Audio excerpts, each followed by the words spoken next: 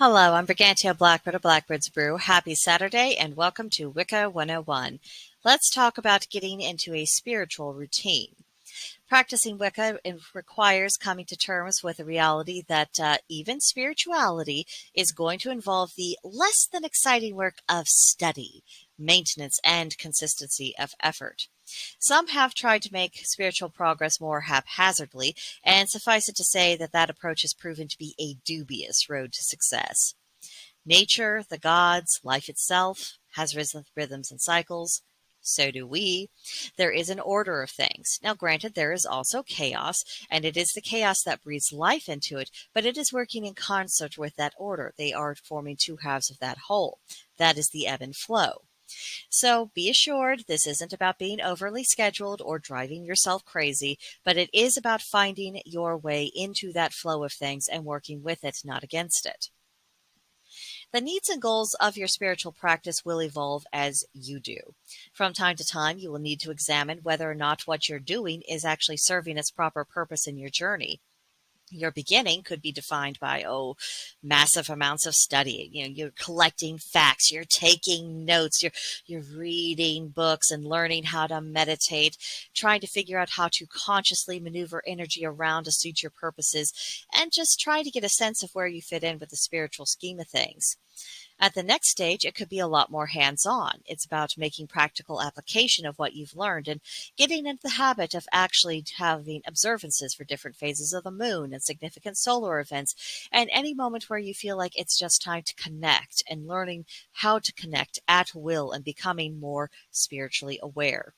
Then after that begins the full integration, in which the puzzle pieces begin to really come together, and you aren't just theorizing, but you know that reality is even more multidimensional and multi-layered than you ever first suspected. At this point, paganism and the craft truly becomes a way of life, not just a belief that can be contained within your heart and your mind and then hidden away if you so choose. It is just the essence of what you are. And getting to that point is not an automatic process. This is a path you build a bit at a time, which brings us right back to the idea of creating a spiritual routine. And in all likelihood, this will require experimentation so you can discover what works for you. I found my way in through studying the correspondences to the days of the week and learning what days are best for what kind of magical activities. And that gave me a starting point to tailor my own studies and practice. Another idea I want to toss out there is giving special attention to the seasons. Nature has endless lessons. Nature is material, it is spiritual, it is the union and combination of both. And what you learn about one aspect of it will reveal things about its complementary state. This is why getting outdoors regularly, absorbing the energies, and meditating upon them is such a valuable part of a spiritual routine.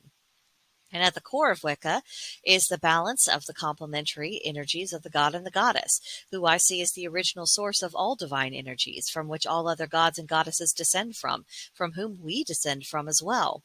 If we look for their fingerprints in all the manifestations of the projective and the receptive energies, we are training our minds as well as our senses, and that serves as fuel to help discipline ourselves into creating little mini rituals of things we do every day to form the foundation of our spiritual habits.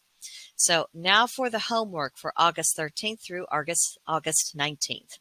Number 1, think of one spiritual activity that you can perform on a daily basis. It does not need to be the same activity from day to day. Just select one per day and then try to implement that every day of this coming week.